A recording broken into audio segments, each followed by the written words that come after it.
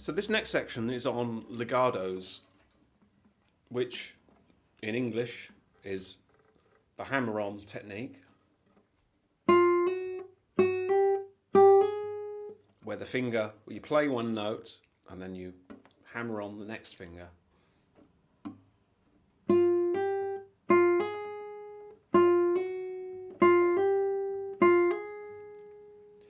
Now, to start with, when you hammer on, you might need to get more distance because you're literally hammering the finger down. But the trick is economy of movement.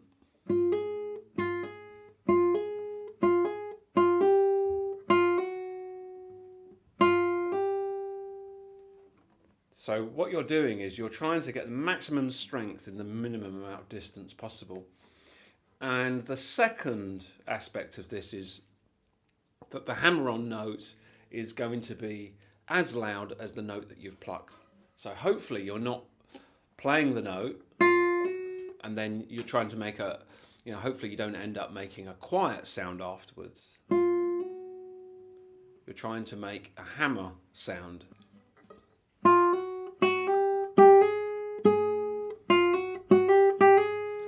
So that's the hammer-on. And the next technique is the pull-off.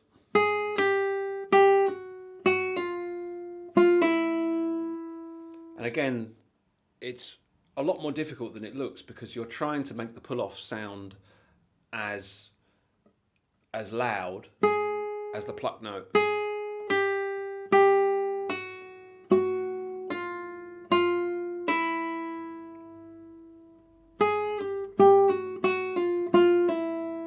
So you can not only pull off, obviously, from fingers, say here, finger 4 to finger 3. You can practice pulling off finger 4 to 2, or 4 and 1. And so the idea here is that when you pull off, you're pulling off downwards, so you're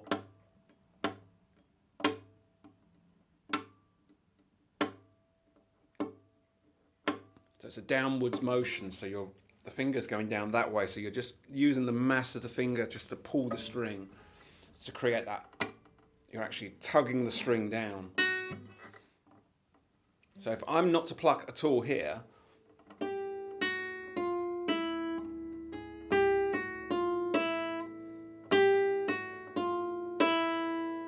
you're using the mass and your hand strength. So it takes a lot of strength to do this. So you want to rest in between anything to do with hammer-ons and pull-offs. You just want to make sure you're not overworking the muscles.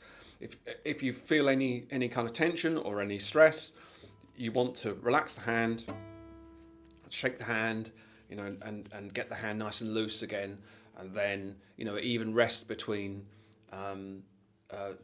sections, where you maybe play this for 30 seconds and then rest, and then another 30 seconds and then rest. So you can rest between 45 seconds to a minute between each one. It just depends how strong your hands are and how used to guitar playing you are. But these are very particular types of exercises. So again, you're looking for economy of motion when you are, so you can always make sure that your fingers aren't making huge movements. You want to make sure you've got nice economy, it's nice and controlled. So those are hammer-on, pull-offs and hammer-ons. So then you can combine your pull-offs and hammer-ons if you're happy with the way you're hammering on. So those are hammer-ons, pull-offs.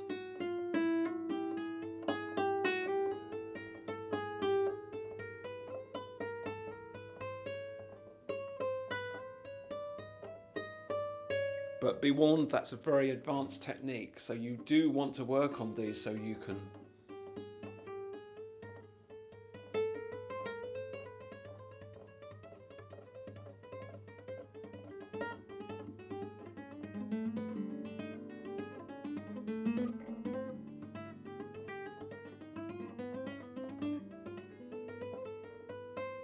So you're looking for evenness of the rhythm. So you want to make sure that if you're playing a pattern like this, you're counting 1, 2, 3, 4, 1, 2, 3, 4, 1, 2, 3, 4, 1, 2, 3, 4, 1, 2, 3, 4. So it's nice and even.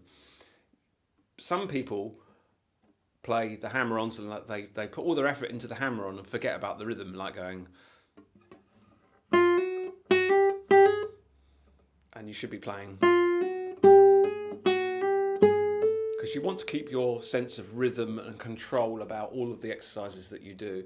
If you do deliberately want to play another rhythm, then think of a rhythm like a dotted rhythm would be something like this.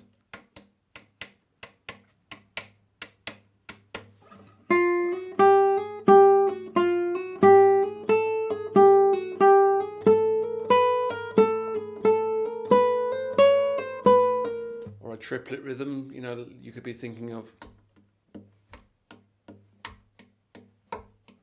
1, 2, 3, 1, 2, 3.